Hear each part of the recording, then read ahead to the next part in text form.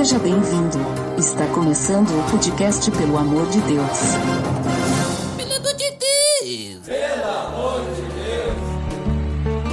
Tá no ar! Podcast Pelo Amor de Deus. Eu sou Ed The Drummer e bem-aventurado não é o cara que curte aventuras, né, Jair?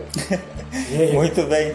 Muito bem, tô aqui. Hoje eu sou o noivo do podcast. Como assim? Olha as novidades. Isso é novidades, né? Gravei já o podcast sendo o designer do PDD, agora sou o designer noivo. Isso é um estágio único. Eu quero ver quando eu for o designer casado. Vai ser em dupla. Olha ali, hein? E hoje nós estamos reunidos para conversar sobre as bem-aventuranças. Tá beleza, Edson.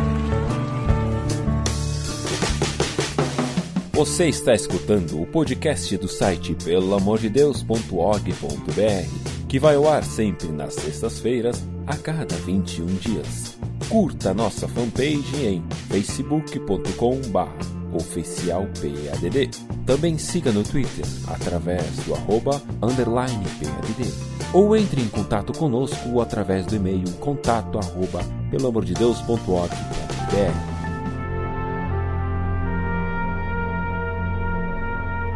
Muito bem, Jair. Então, como comentado, hoje nós vamos conversar sobre as bem-aventuranças, né? E é um nome que não é muito comum, né? Tipo, de onde é que eu tirei esse nome? Bem-aventuranças. Então, pra gente começar, acho que é muito importante a gente dizer o que é bem-aventurança, né? O que são as bem-aventuranças? De onde eu tirei essa palavra, né? Muito bem. Acho que como todos nossos ouvintes têm um contexto maior, né? Mas o contexto bíblico já tem um grande link, eu acho que sobre isso, né? Então, as bem-aventuranças estão em Mateus, principalmente, né? E a primeira exposição, onde Mateus 5, do 13 ao 12, ele vai falar, na primeira parte do Sermão do Monte, que Deus fala sobre as bem-aventuranças, mas que tem um significado, que é aquela questão da Bíblia, né? Tem a palavra bem-aventurança, mas em tradução mais literal tem algumas facilidades que a gente pode compartilhar, né? Sim, com certeza. No texto de Mateus, capítulo 5, né? Já começa lá o Sermão do Monte, né? Conhecido,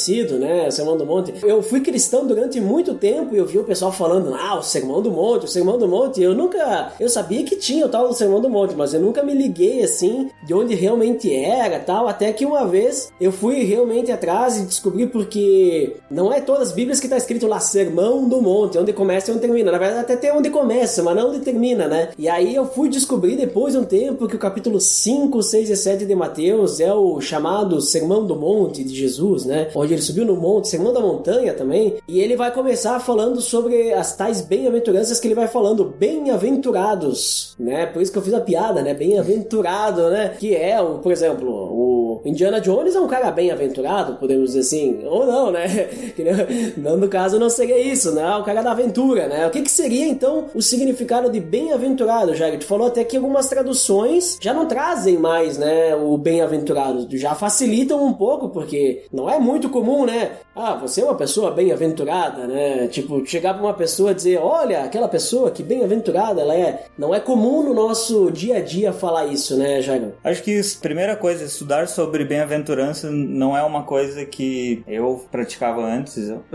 E compreender, para poder entender esse assunto, foi bem legal receber esse convite e tudo mais. E acho que a primeira coisa que fui entender foi a origem dessa palavra, o que significava bem-aventuranças e no grego em si, principalmente, onde a palavra makarios, que ela tenta traduzir, que é alegria, ou também é a mesma palavra quando é usada para Deus é alegre ou Deus é bendito. Então a tradução principal é que é a alegria do cristão, é a felicidade em outras traduções, né? E isso também a relação de que Deus é bendito, Deus é alegre, isso é interessante porque não é uma alegria que vem nossa e não é uma alegria humana, mas é a alegria de Deus. Então as bem-aventuranças são como é que a gente entende a alegria que Deus tem, né? E como é que a gente vive essa alegria. Muito interessante isso que tu trouxe, por causa que essa ideia de, beleza, feliz, alegria e tal, mas alegria alegria de Deus, colocando no meio, né? Deus no meio, né? Por causa que uma das traduções, assim, que eu tenho, assim, sobre a palavra bem-aventurado, ela tá muito ligada a uma prosperidade espiritual também. Um bem-estar, um bem-estar espiritual, prosperidade espiritual. Então, é feliz, sim, que algumas traduções vão dizer feliz é fulano, feliz é ciclano, né? Bem-aventurado, né? Mas não é uma felicidade qualquer. Não é tipo assim uma felicidade, alguém te contou uma notícia boa. Mas é uma felicidade profunda da alma, né? É uma alegria, assim, que vai lá no nosso interior e é inexplicável, é algo sublime, né? E é algo espiritual também, né? Então, digamos assim, vai além essa palavra. Por isso que eu acho que até a gente pega, por exemplo, a NVI, que é uma versão mais nova, vamos dizer assim, apesar de ser antiga, né? Mas assim, uma tradução, mas ela mantém o bem-aventurado. Eu acho que é para não diminuir a palavra, né? Tipo, para não, feliz, simplesmente, não feliz qualquer, né? É um feliz que vai além, né? Então, tipo, quando a gente pensa nessa alegria profunda, né, com Deus, é como se a gente dissesse também que a pessoa que tá passando por essas bem-aventuranças, que é bem-aventurado, né, ela tivesse algo a mais do que a alegria, né? Algo a mais do que a felicidade. Então, é até difícil de tu explicar com palavras, né, essa felicidade, porque a gente não tem o costume de ver por aí exemplos dessa felicidade, a não ser, claro, se a gente fosse usar os próprios exemplos das bem-aventuranças, mas aí vamos comentar daqui a pouquinho, né? Então é algo assim bem interessante, né, essa relação com Deus, né, e a parte espiritual, né? É muito interessante e ao mesmo tempo é paradoxal, né? Porque olhar para a bem-aventuranças entendendo que ela é uma alegria, mas se tu começa na primeira e diz assim, alegre é o pobre em espírito. Parece algo contraditório, porque, cara, ser pobre e ainda ser alegre não parece combinar com nossos dias. Ao mesmo tempo, tipo, ser alegre e ao mesmo tempo chorar, tipo, não parece combinar. Então, é muito legal estudar sobre isso e dizer assim, por que Cristo usou esses paradoxos? Por que ele quer falar da alegria do cristão dessa forma? E tu quer dar uma passadinha, então, Jairo, nessas bem-aventuranças ali, nessas alegrias, nessas felicidades aí? Porque assim, as bem-aventuranças, elas estão nos versículos 3 até o 12 de Mateus 5, né? Então, ali nós vamos ter, alguns dizem que são 7, alguns dizem que é 9, alguns dizem que é 10, pra mim eu digo que é 8, né? São 8 bem-aventuranças, né? Porque eu junto lá o 10 até o 12, eu junto como uma, né? Então eu gosto de pensar dessa forma. Não vejo problemas, quer pensar mais, quer pensar menos, sabe? Eu acho que não é a questão a gente ficar discutindo isso, a questão é a gente conversar sobre as bem-aventuranças, né? Certo. Eu tenho um entendimento também de que concordo e vejo como 8. E até, enquanto estudava sobre o tema, eu ouvi uma exposição do Heber Campos que ele falava sobre as 8 bem-aventuranças e de uma forma muito coerente, vista como um contexto todo, e não a delas separadas em si. E ele separou em 2 blocos, onde as 4 primeiras seriam como se a gente estivesse olhando como um reflexo de nós mesmos. Sim. Entendendo que sobre o que é o pobre, né, a primeira, o que é o chorar, o que é ser humilde e o que é ser manso em si, e o que é praticar a justiça. E as 4 após seriam o reflexo de quem tem essas 4. Então, como é que elas são praticadas. Quase como se fosse o decálogo, né? Sendo dividido os mandamentos, foi meio que uma divisão que ele fez e achei bem interessante, assim. Legal, mas aí tu falou então, seriam 4 e 4 daí? Isso, 4 e 4, como se a 4 fosse primeiro o entendimento de que como eu devo ser, tá. E as 4 depois que são como eu... Como o mundo vai agir comigo. Como eu vou agir no mundo em si. Entendi. Sim, então são algumas que são relacionadas a ações minhas e outras são relacionadas a reações, vamos dizer. São reativas, porque, por exemplo, bem-aventurados que são perseguidos, né? Eu não estou me perseguindo a mim mesmo, né? Isso. Então eu estou... Não é que é uma reação, mas eu estou sendo perseguido. Eu entendi que... então é 4 na ativa e 4 na passiva. Isso. Vamos dizer assim, né? Acho que fica mais fácil de entender. Mas e aí, Jairo, tu falou que a primeira é que diz assim, ó, felizes são, ou bem-aventurados, os pobres de espírito. O que seria pobre de espírito? É uma pessoa que ela não tem muito dinheiro espiritual? O que é? Cara, isso é engraçado, né? Mas, ao mesmo tempo, uma coisa legal de esclarecer sobre a alegria do cristão e sobre as bem-aventuranças, né? Que elas não podem ser compreendidas de forma isolada, né? Tá, então, com certeza. Elas não posso olhar para uma pessoa e ver, aquela pessoa tem uma facilidade de chorar, ela é mais emotiva, então ela é uma bem-aventurada mais do que eu. Sim. Não, o estudo das bem-aventuranças é o caráter do cristão. É o que ele deve desenvolver, cada pessoa deve desenvolver. E se falta mansidão no meu coração hoje, eu preciso compreender como buscar ela, como aplicar isso no meu dia a dia. Né? Uhum. Mas sobre a primeira, sobre o pobre de espírito, é algo muito interessante que hoje a gente valoriza muito a riqueza, e o mundo hoje ele busca tentar valorizar a fama, a gente busca as coisas tanto por dinheiro, valoriza a pessoa que é pelo dinheiro, mas também aquela pessoa que é famosa. E a questão de Cristo aqui, quando ele bota, tipo, bem-aventurados pobres em espírito, ele não tá falando de uma pobreza, assim, de sentido só de dinheiro, mas muito mais de reconhecer quem ele é. Uhum.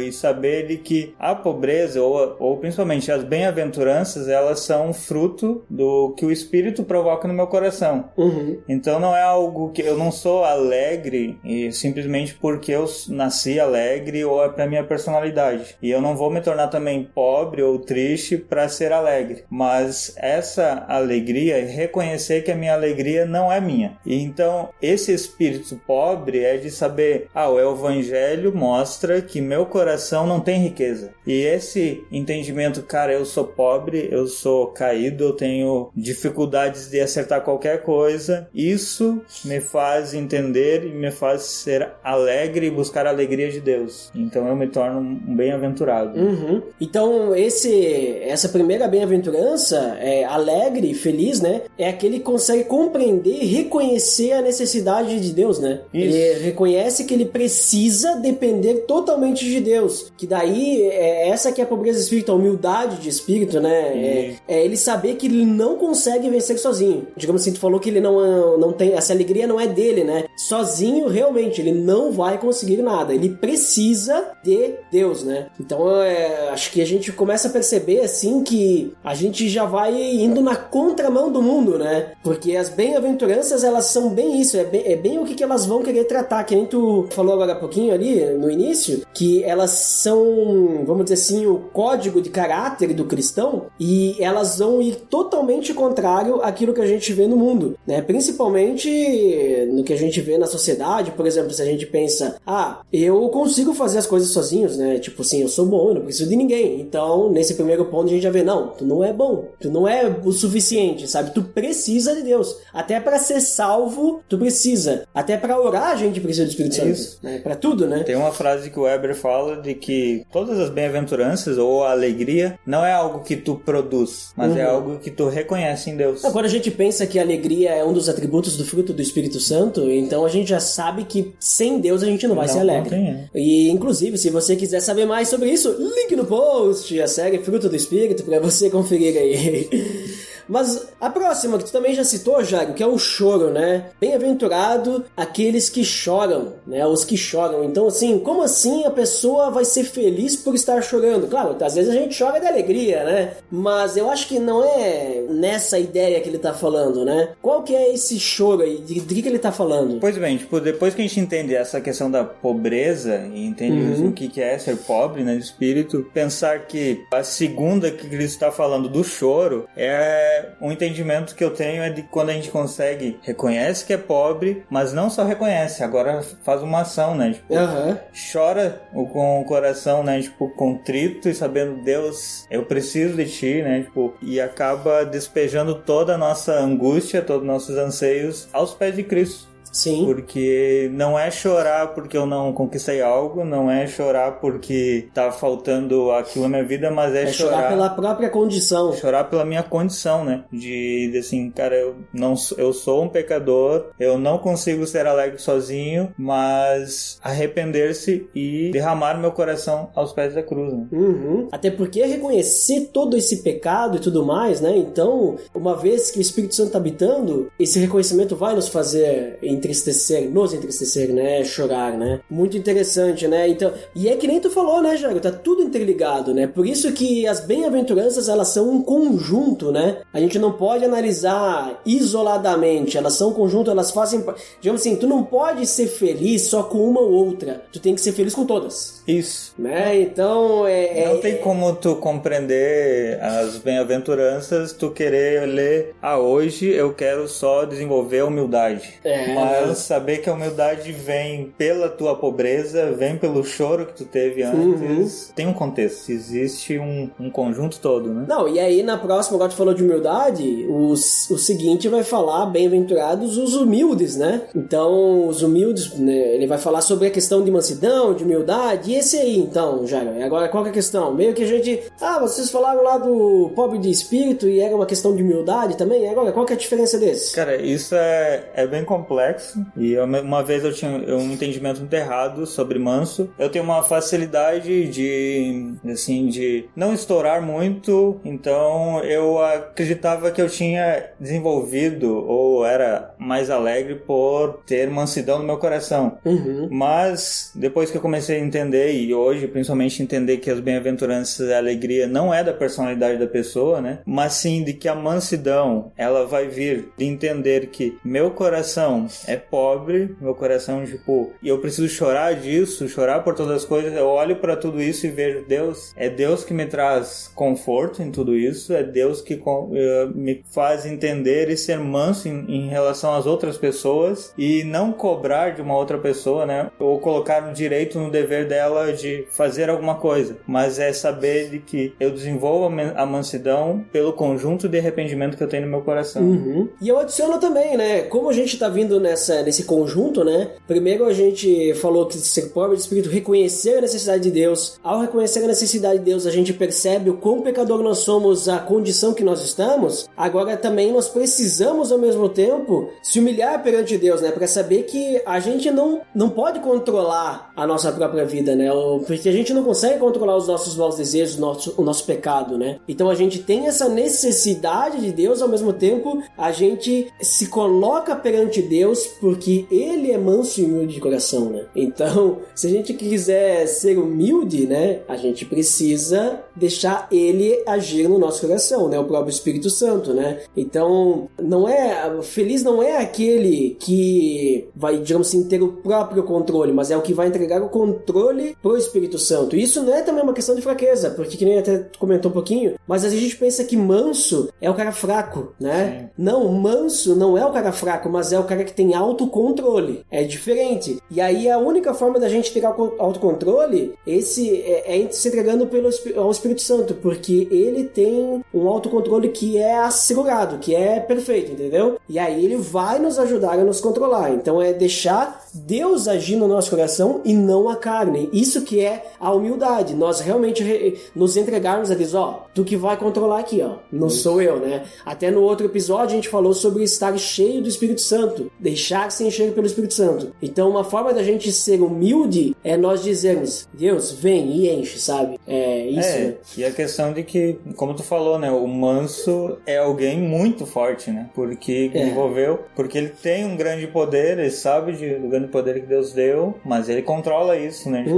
E saber que esse poder não é dele, né? É Deus que tá habitando no seu coração, então isso transforma ele em mais humilde cada vez, né? Que ele vai compreendendo isso. E fome e sede de justiça, Jairo? Como assim, então, aquela pessoa que tem fome e sede de justiça? O que ele quer dizer aí? Como é que o cara vai ser feliz? Seguindo, então, a ordem de que a gente está trazendo o pensamento de que cada um é um conjunto e que se aplica, sobre a fome e justiça, é quase entrando na prática do cristão que compreendeu, né? Compreendeu o seu coração e compreendeu as bem-aventuranças e vive uma vida alegre. Ele não tem mais o desejo de viver a vida só para ele, dele. Ele quer pensar no outro, né? Porque é muito fácil a gente viver uma vida, e o mundo prega muitas vezes, de ter aquela força de olhar para dentro, olhar para o coração, de descobrir qual é o seu sonho e tudo mais, investir nisso e não pensar no outro, não buscar a justiça pelo próximo, e isso ocasiona cada vez mais pessoas se fechando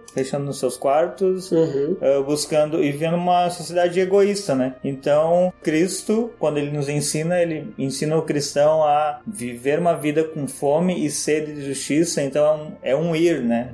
Não é mais uma forma de ficar eu parado no meu lugar, né? Até recentemente, porque eu tô fazendo um estudo sobre todo o Sermão do Monte, né? E no início do capítulo 6 vai falar sobre a questão de esmolas, e lá fala várias vezes sobre a questão de justiça também. E lá tem a questão das esmolas, ele usa obras e justiça. Eu fui pesquisar qual palavra era essa justiça, e eu descobri que era a mesma desse fome e sede de justiça. E aí, então, por isso que eu estou falando isso, porque daí eu lembrei que daí eu vi que palavra que era essa, e essa justiça no original, ela tem muita relação com fazer o que é certo, dar a alguém o que lhe é devido. Então, quando a gente fala para Deus, por exemplo, a gente fazer a justiça de Deus é a gente dar a Deus o que lhe é devido. E que nem tu acabou de falar agora, nós fazemos a justiça perante o outro, fazer a coisa certa perante o outro, fazer a coisa certa perante as pessoas, dar o que lhe é devido, né? Então, a gente só vai conseguir ser feliz se a gente buscar essa justiça de Deus, que é fazer sempre a coisa certa. Nós sozinhos não vamos buscar. Sim. Nós nunca vamos fazer a coisa certa, né? Sempre. Né? Então, a gente sempre tem que buscar a justiça de Deus, que é justa.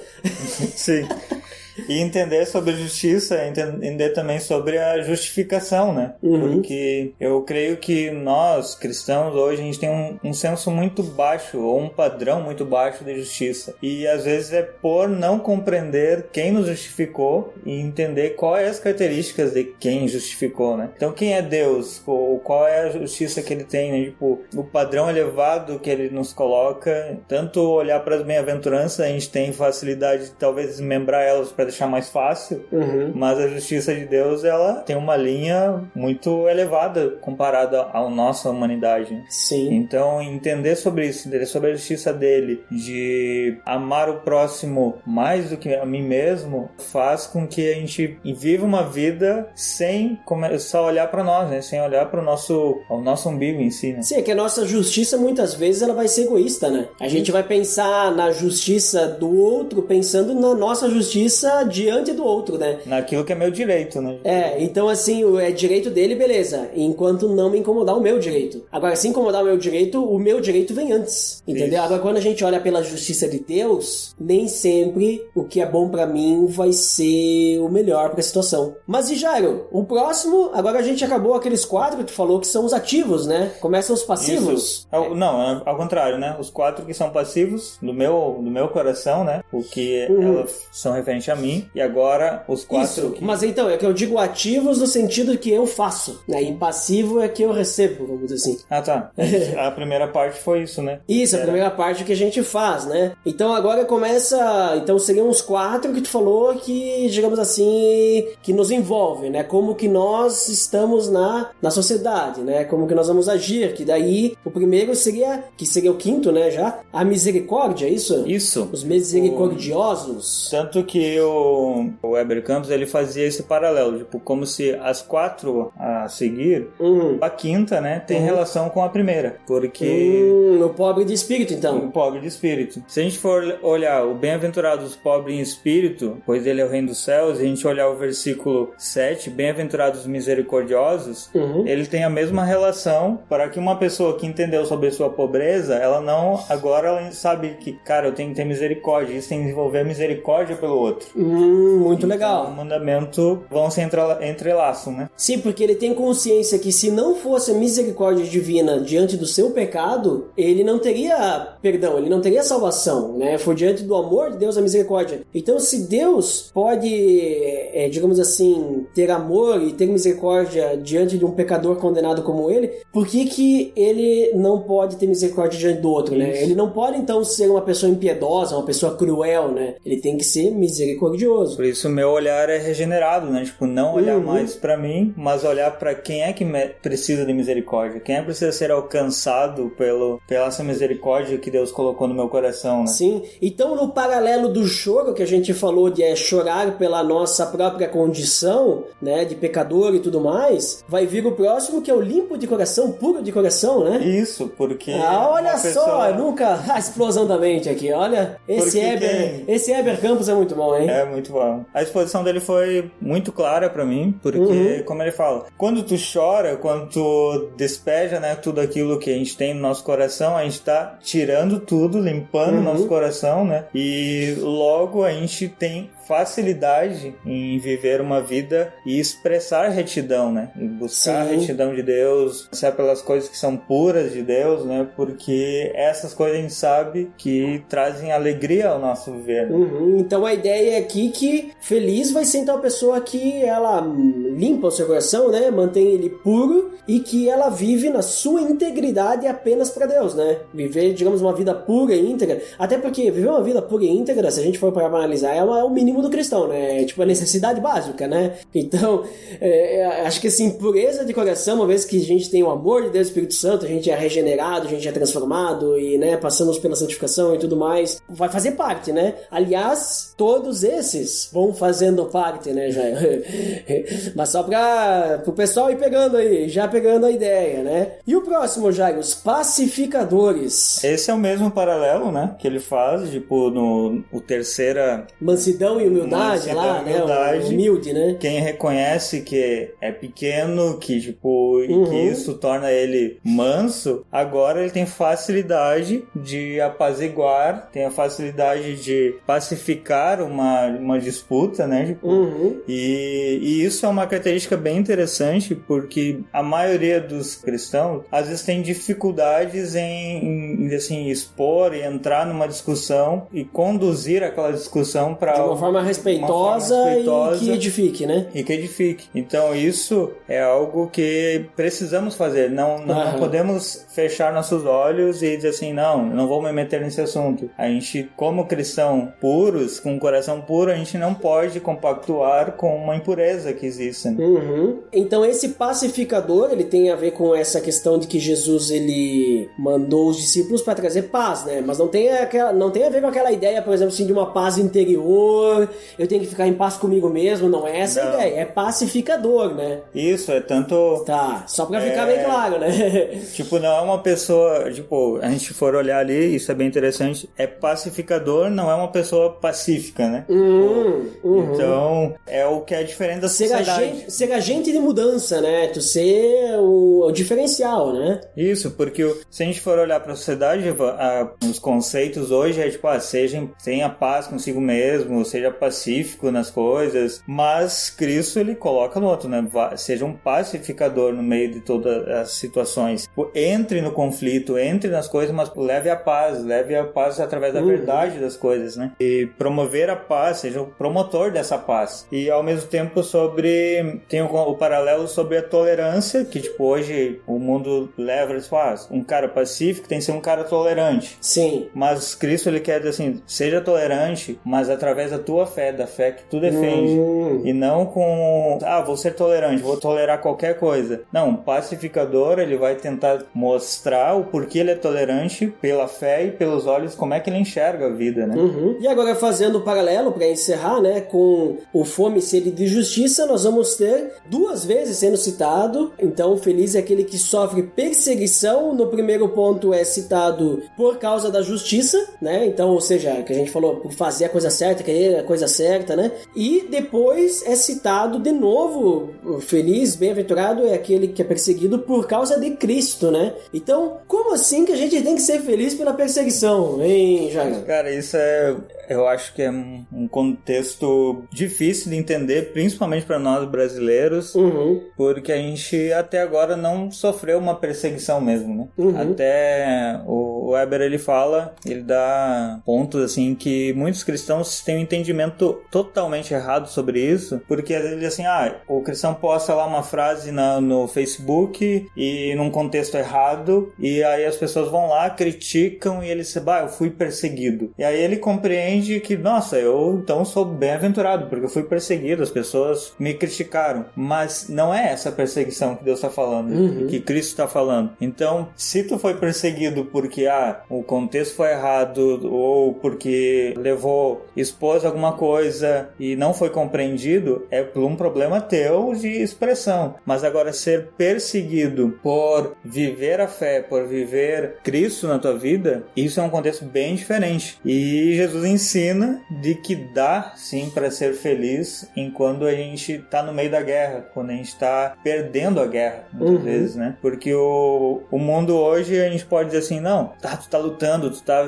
passando por dificuldades, mas não desista, porque ali no final tu vai ser feliz e tudo mais. Não, aqui Cristo está dizendo, enquanto tu é perseguido, enquanto que tu tá quase morrendo, viva a felicidade, viva a alegria que eu tenho, né? Não é a circunstância que te traz alegria, mas a alegria já tá em ti, então independente da circunstância que tu passar, tu vai estar firme e aguentando cada uma delas, né? Sim, e sem contar que quando a gente fala de perseguição, a perseguição ela vai auxiliar é estranho, né, falar, mas ela tira os nossos olhos das recompensas terrenas, por exemplo, que a gente para de olhar para as coisas daqui, a gente começa a olhar para as coisas do alto, né, as nossas recompensas eternas, remove alguma crença superficial que a gente possa ter, porque se tu tá passando por perseguição e for superficial, tu não vai se manter naquilo, né, tu vai só manter firme se for realmente profundo, né, inclusive fortalece a fé daqueles que enfrentam a perseguição, porque tu tem que se agarrar porque tu não tem mais saída, né,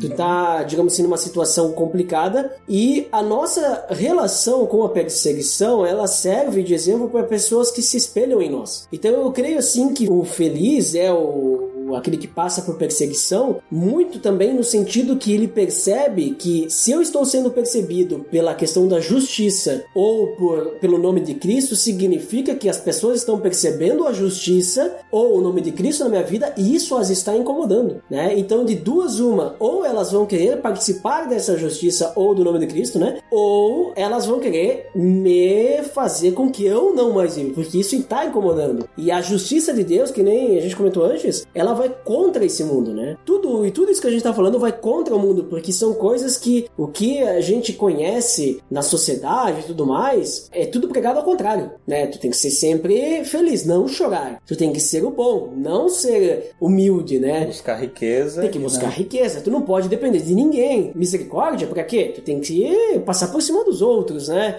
Justiça, não. O que importa é tu se dar bem, né? Então são todas coisas que a sociedade prega o contrário, né? E aí quando a gente percebe que a gente está sendo perseguido, e que nem tu falou, é muito difícil pra gente entender isso no Brasil, porque a gente não sofre uma perseguição. Mas digamos assim que, veja, que isso não vai ser bem uma perseguição, mas que, tu devolva o troco lá do mercado. E aí o cara que tá do lado, ele vai dizer, se tu não tivesse dado de volta, a pessoa ia perceber e tal. Mas tu fez o quê? A coisa certa. E a pessoa tá te criticando por fazer a coisa certa. Então muitas vezes vai ser alguma coisa assim, mais singelo, mas mesmo assim a gente tem que se manter firme e fazer a coisa certa. Não pode se deixar corromper, né, por coisas assim. Temos que se manter fiéis, né? E é interessante ver como Jesus termina assim as bem-aventuranças falando sobre isso, de ser alegre perseguido, porque é o ápice, né? Assim, se a gente olhar para uma perseguição, é onde está sendo testado tudo, testado todo o caráter do cristão. Sim. Porque é fácil ser manso quando todo mundo concorda comigo, quando eu tô algo que eu não tenho tanta exposição, que as coisas estão no meu controle. É fácil eu talvez viver uma vida tranquila, mas quando eu falo simplesmente e exponho a verdade de uma forma clara e todo mundo vem, ou a perseguição vem, ali vai ser testado realmente se existe conversão, se existe um desejo por Deus mesmo, né? Porque que até o Weber ele fala de que é muito fácil ser cristão quando tenho benefício para mim, mas quando servir a Cristo não me traz mais nenhum benefício e não vale mais, parece que não vale mais a pena, eu tenho que sofrer por ele, aí que se revela realmente a conversão. E por isso que a perseguição é, como o Cristo fala ali, que é o estágio, é onde é colocado à prova tudo isso, né? O nosso caráter.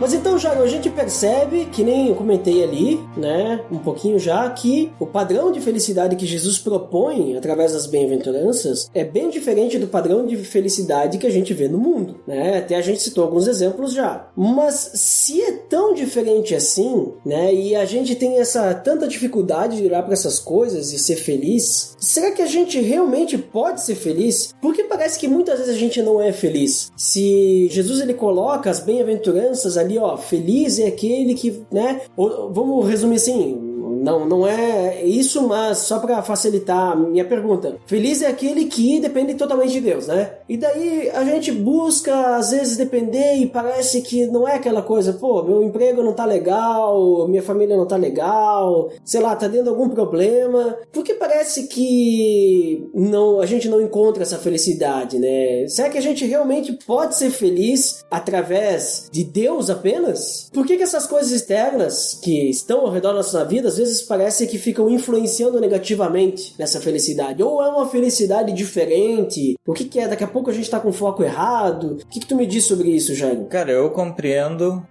assim, que a felicidade, ela só é completa em Deus, né? É como aquela expressão local do vazio que a gente tenta preencher, e felicidade hoje parece uma palavra difícil de explicar, mas compreender que a alegria, ela é propriamente um fruto do Espírito, e que Deus também é um Deus alegre. Então entender isso me faz compreender da identidade que Deus me dá, da identidade que a gente recebe dele. Então compreender que mesmo que eu tente de todas as maneiras, que eu tente no meu dia a dia a buscar através da riqueza, buscar do trabalho ou colocar minha esperança lá, nada mais é do que eu desviar através das minhas atitudes, às vezes mesmo sem perceber, a minha identidade em algo que não é Deus. Então muitas vezes a gente sofre e a gente talvez se decepciona, a gente passa pelas circunstâncias difíceis da vida por não compreender isso, por colocar nossa esperança, colocar nossa felicidade nas coisas e não em Deus, e até mesmo no outro, pela questão da justiça, né? Tipo, uma da questão que eu vejo como cristão é que quando a gente faz algo pelo outro, quando a gente pratica, sei lá, as boas obras e também pensa em levar essa paz, essa alegria para outra pessoa, a gente está tirando nós do nosso centro, né, do nosso trono, e estamos praticando a verdade de Deus, e consequentemente isso influencia muito no nosso pensar e na nossa identidade, né? Então eu vou dar um exemplo. Dessa semana eu estava passando por uma dificuldade e meu coração tava aquele coração pesado que eu não conseguia nem expressar em palavras, não conseguia quase nem orar, mas eu sabia de que eu precisava reconhecer a pobreza que estava no meu coração. Então, naquele momento, eu tentei de todas as formas, e a solução daquela noite foi dormir e não fazer nada. Mas no outro dia foi muito massa, porque eu, indo pro trabalho, eu compartilhei com outro irmão, um colega que trabalha junto comigo, e ele é cristão, e foi tão interessante ver que às vezes o meu olhar, a minha visão estava corrompida, e que Deus usou a vida dele para mostrar e para revelar, cara, não, você precisa orar, precisa entender que se tu tá triste e tu tá entendendo que não errou, se tal situação tá te afligindo, já é o Espírito Santo colocando e tocando no teu coração. Então isso, e ter irmãos ao nosso lado, ter pessoas ao nosso lado, faz entender sobre o poder da comunhão, né? Faz entender um pouco mais da alegria que não é só minha, que também tá no outro. E essa situação me fez entender e relembrar lembrar sobre 1 Coríntios 13:12, que ele diz assim que agora a gente vê apenas um reflexo, ou como um espelho, mas chegará o dia que a gente vai conhecer Deus face a face, que a gente vai compreender Ele totalmente. E aquele dia foi como se eu visse Deus revelando-se na vida do meu colega, tipo, o reflexo era Deus na vida dele, né? Entendi. Então por isso que eu entendo sobre a alegria hoje nas circunstâncias, não está no meu coração, não está dentro de mim apenas, tipo, estou passando por tal dificuldade, eu tenho que me fechar e agora eu tenho que procurar dentro de mim. Não, ela é de Deus e às vezes ela também se revela em partes na vida de outra pessoa, né? Exatamente. Não, acho que é bem essa a ideia, né? Essa felicidade das bem-aventuranças, essa alegria, muitas vezes a gente... É que aquela questão, né? Que nem eu falei, as bem-aventuranças, elas vão contra a sociedade. E aí, o que nos faz ficar tristes nesse mundo são as coisas da sociedade, né? São os problemas familiares, problemas do trabalho, ou se a gente não consegue atingir nossos objetivos, frustrações. Por isso que muitas vezes o pessoal... Não vou tratar muito desse assunto, mas porque a gente entende que tem a questão química também, né? Mas muitas vezes as pessoas se sentem depressivas e tudo mais, né? Não falando da doença, mas se sentem pra baixo, né? E aquela situação,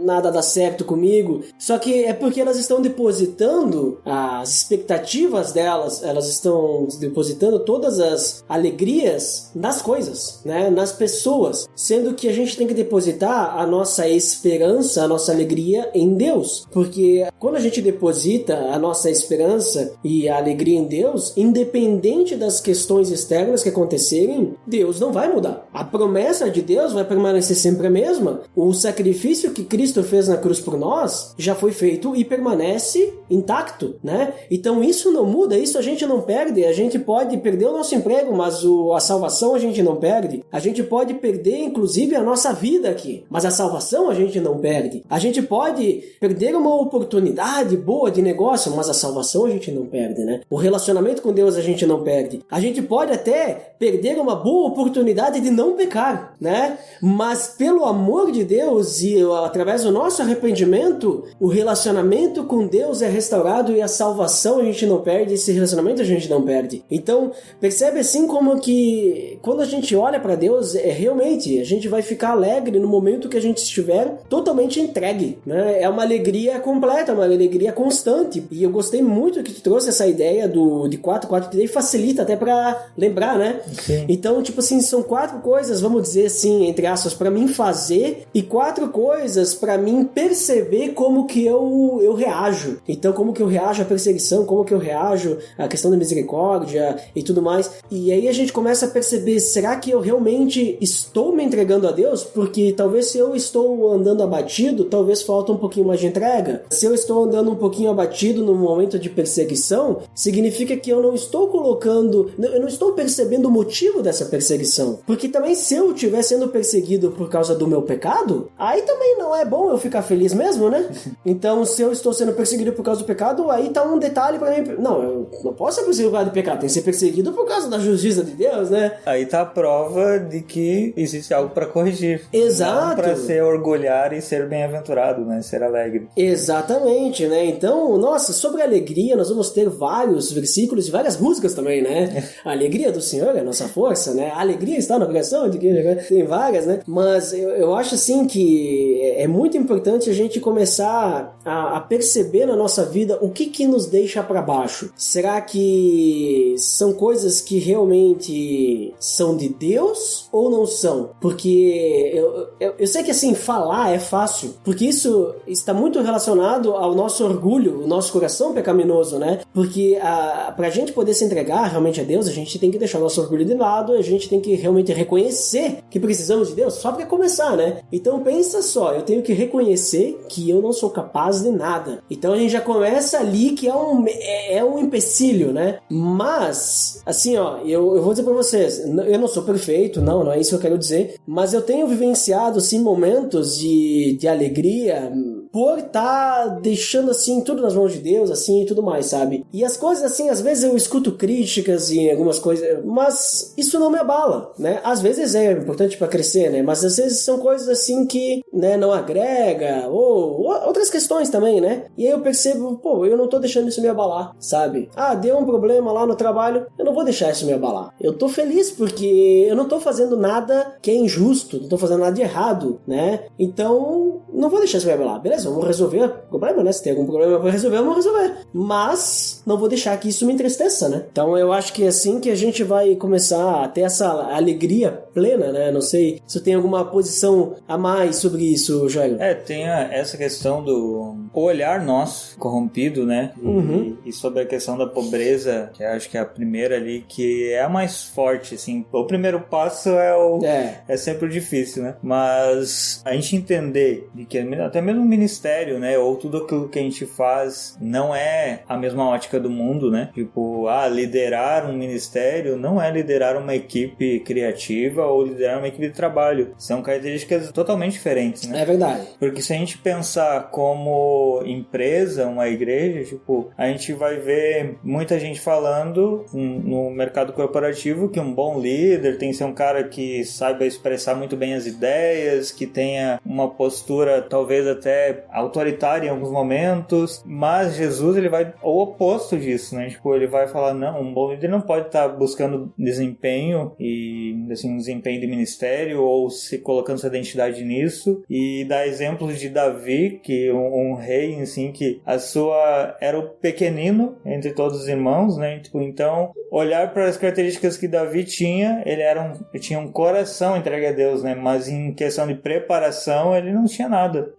Então, muitas vezes a gente olha e talvez pode pensar, mas eu tenho que estar preparado para todas as coisas. Não, Deus é quem transforma e quem nos capacita, né? Em todas as situações. Então, a gente não pode, ao mesmo tempo que tem que ter um coração pobre, muitas vezes a gente tem um coração tão pobre e que se orgulha da pobreza, mas de uma pobreza errada, né? Coloca uma identidade que daí fica a autoestima lá embaixo e que também é uma forma errônea de entender a pobreza, né? E isso pra mim é algo que Deus tem falado bastante, assim, ultimamente, sobre entender de que Deus pode tanto transformar uma pessoa contida e essa pessoa conseguir falar muito bem de tantas coisas, se posicionar sobre assuntos, como também ele pode pegar uma pessoa que não tem nada de domínio próprio, que é uma pessoa tipo, totalmente arrogante, e transformar numa pessoa tipo, humilde de espírito, né? Então é Deus que faz essa transformação e não sou eu que tenho que olhar para cada pessoa e avaliar, essa pessoa aqui, ela tem características boas, tem uma personalidade mais fácil, então eu acho que eu tenho que levar o evangelho para essa pessoa. Não é tu que escolhe, não somos nós que devemos escolher ou para quem a gente leva a misericórdia, né? Deus é quem faz a obra, Deus é quem chama a pessoa, né? E ao mesmo tempo a gente tem que olhar para nós mesmos e dizer assim, não, Deus chamou, Deus colocou a alegria em mim, eu tenho que viver essa alegria, conhecer a alegria que é Deus e saber que todas as coisas estão nele. Ele tem tudo, ele é suficiente, né? Na minha vida e em tudo.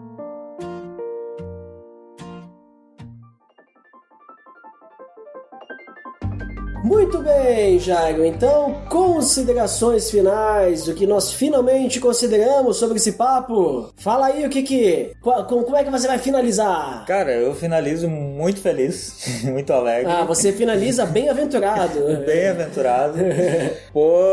Assim, é um tema que eu não tinha parado para estudar a fundo, assim, e hoje eu tive uma clareza muito grande, por principalmente entender de que as bem-aventuranças não são características pessoais, não são personalidades, não tem nada em relação com isso, mas entender de que ela é muito mais o caráter do cristão, que deveria ser o caráter de todo cristão, e talvez as bem-aventuranças soem como um ideal, mas deveria ser o básico para todos nós. Então entender isso, compreender de que é o Espírito Santo que gera e transforma e coloca e desenvolve cada uma dessas essas características ou bem-aventuranças ou a alegria no nosso coração é o que me deixa conformado e que me deixa mais alegre ainda. Muito bem, muito obrigado, Jairo, por gravar conosco aí. E concordo contigo, sobre essa questão que é o essencial, né? Até porque, além de ser código de ética para os discípulos de Cristo, né? Como que Jesus, ele quer que o cidadão do reino dele viva. Além disso, a gente percebe nas bem-aventuranças vários pontos para a gente avaliar como nós estamos, né? Então, pode servir até de uma espécie de termômetro, né? Então, acho que é até legal a gente ver isso. E, claro, a gente não comentou, mas tem as recompensas, né? Para as pessoas que são felizes, né? E ele diz, né? Então, por exemplo, feliz são os que choram, porque serão consolados. Então, não é simplesmente o choro que nos faz felizes, mas é a recompensa também que nos traz esse consolo. E a gente nem citou para mostrar que a gente não tem que ficar buscando digamos assim, a recompensa, né? Porque às vezes, quero só a recompensa. Não é essa a ideia. Não, a gente não tem que ficar fazendo, tipo, como se fosse um negócio com Deus, porque daí a motivação, a intenção já tá errada, né? Mas é interessante a gente ver que serão recompensados, né? Porque, por exemplo, bem-aventurados são os misericordiosos, porque também obterão misericórdia. E a gente realmente obtém misericórdia, né? Então são recompensas eternas, né? São recompensas para sempre. A gente vê nas bem-aventuranças muito dessa questão de... as questões as normas dos fariseus sendo contrastadas com as normas de Jesus, né? O Antigo Testamento sendo contrastado ali com o que Jesus está trazendo, essa nova roupagem, né? Essa visão, essa nova interpretação. A gente vê muitos pontos interessantes ali que demonstram como que a gente tem que ser. E também não é aquela coisa também, então hoje de noite, que nem tu falou, né, Jairo? Hoje de noite, então agora eu vou começar, vou chorar um pouco e tal. Não é assim que funciona. Mas é um conjunto, tudo depende da gente se entregar a Deus e essas coisas vão fazer parte da nossa vida, né? É a gente cada dia morrendo para si mesmo, nascendo, né, para Cristo, nascendo de novo, matando a carne, né, deixando o Espírito Santo agir, né? É aquilo que a gente falou no episódio anterior, né? Deixem-se encher pelo Espírito Santo. E aí vocês serão bem-aventurados. Olha ali, ó. Fez um paralelo ali, ó. Fez um link. Inclusive, link no post, não tinha citado. E o link é Qual é a Cara da Sua Alegria? Essa é uma série onde eu também aprendi muito com o Heber Campos Jr. São vídeos no YouTube para quem quiser acompanhar e se aprofundar melhor do assunto. Então, mais um link no post para você conferir esses estudos aí. Eu também já tinha estudado sobre as bem-aventuranças, mas conheci coisas novas, né? Essas comparações aí eu nunca tinha pensado nisso, né? O cara fica muito naquele negócio de ficar expondo, não percebe as nuances, né? É legal isso aí. Então tá, pessoal, pra quem fica pra de feedback, até daqui a pouquinho, pra quem não fica, então até o próximo episódio. Até mais! Atenção, você está entrando na área de feedback. Fique ligado.